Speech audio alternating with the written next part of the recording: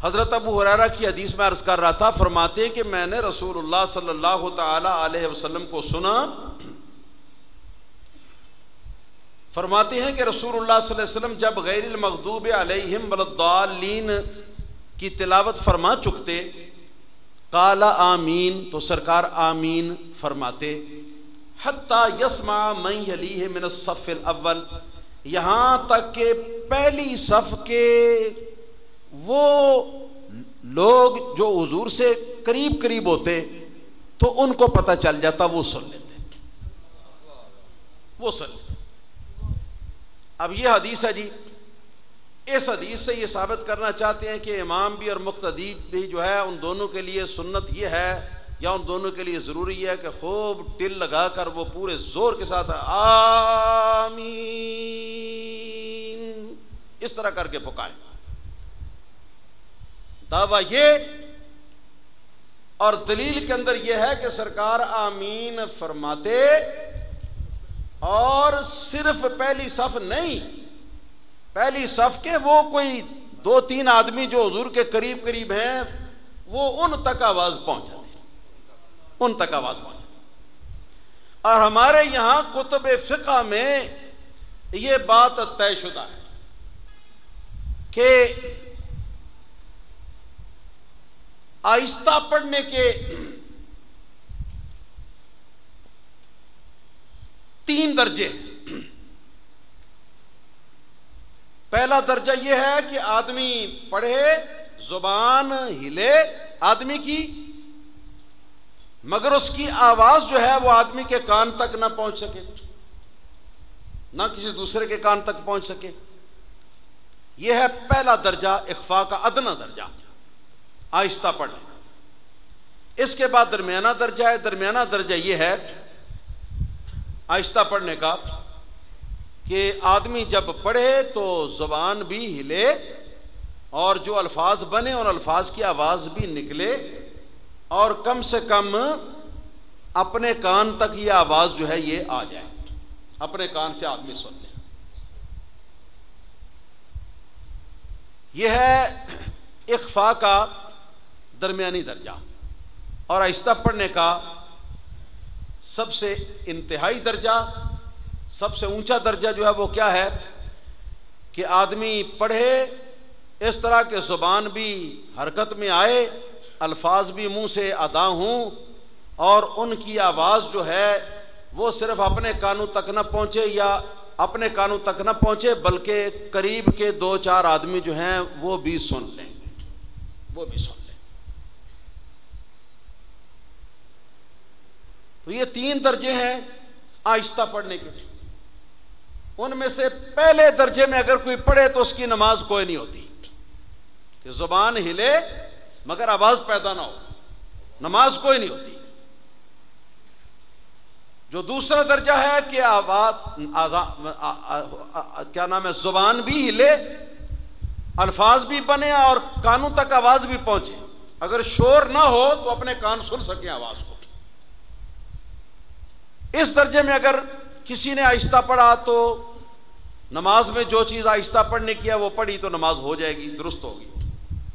اور جو اعلیٰ درجہ ہے آہستہ پڑھنے کا وہ یہ کہ زبان بھی ہلے، الفاظ بھی بنے اور الفاظ کی آواز جو ہے وہ بھی باہر نکلے، اور اس حد تک نکلے کہ جو آس پاس 2-3 آدمی بیٹھے ہیں تو ان لوگوں تک بھی اس کی آواز جو ہے وہ پہنچ جائے۔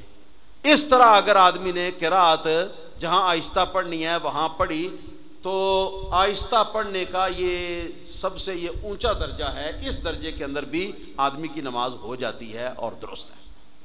اور اکثر و بیشتر مساجد کے اندر جن لوگوں کو نماز پڑھنے کا تجربہ ہے وہ حضرات جانتے ہیں کہ جب نماز پڑھنے کے لیے کھڑے ہوتے ہیں تو نماز کے اندرونی اذکار جو ہیں ان کو آس پاس جو لوگ پڑھتے ہیں ان کی آوازیں بھی سنائی دیتی ہیں، آہستہ پڑھتے ہیں پھر بھی ان کی آوازیں سنائی دیتی ہیں، بلکہ بعض الفاظ تو بالکل صاف سمجھ میں آتا ہے کہ وہ صحیح پڑھ رہے ہیں یا غلط پڑھ رہے ہیں۔ یہ اخفاء کا اعلیٰ درجہ ہے۔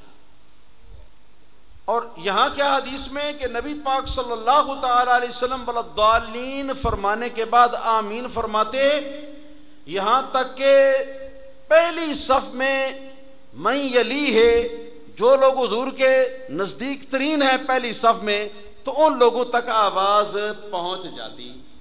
تو قواعد کے اعتبار سے یہ جہر تو نہیں ہے، بلکہ قواعد تو بتاتے ہیں یہ اخفا ہے، یہ بلند آواز سے پکار کر کے یہ پڑھنا نہیں ہے، بلکہ یہ آہستہ آواز کے ساتھ ہی پڑھنا ہے، مگر آہستہ آواز کا یہ سب سے اوپر والا درجہ ہے۔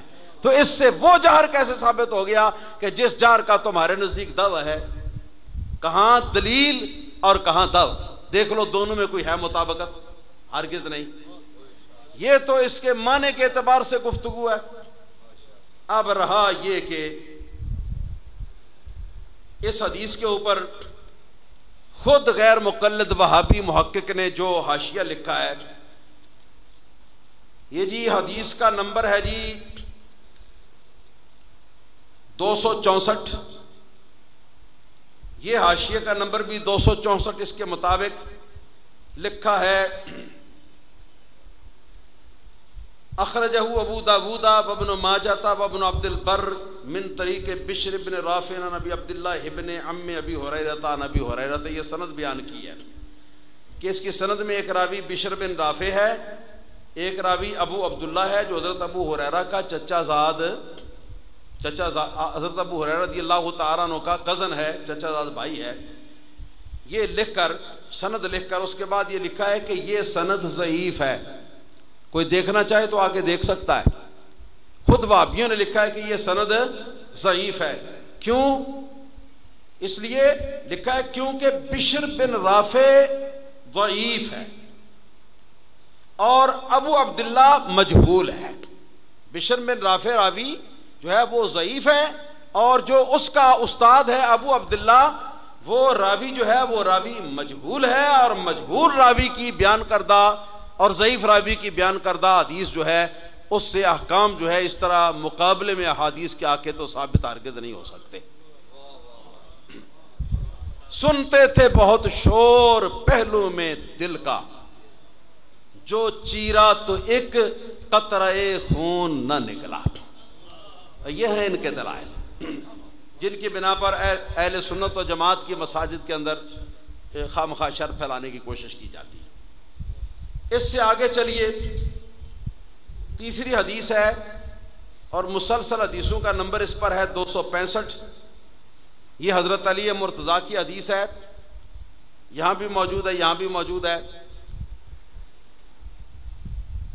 اس کا جو ترجمہ کیا ہے پہلی حدیث کا ان صاحبوں نے، تو اس ترجمے کے اندر بھی خیانت کی ہے۔ میرا خیال ہے کہ اس پر بھی آپ کو آگاہ کر دوں۔ لکھا ہے کہ حضرت ابو ہریرہ کہتے ہیں کہ جب رسول اللہ صلی اللہ علیہ وسلم غیر المغضوب علیہم ولا الضالین پڑھتے تو آپ کہتے آمین۔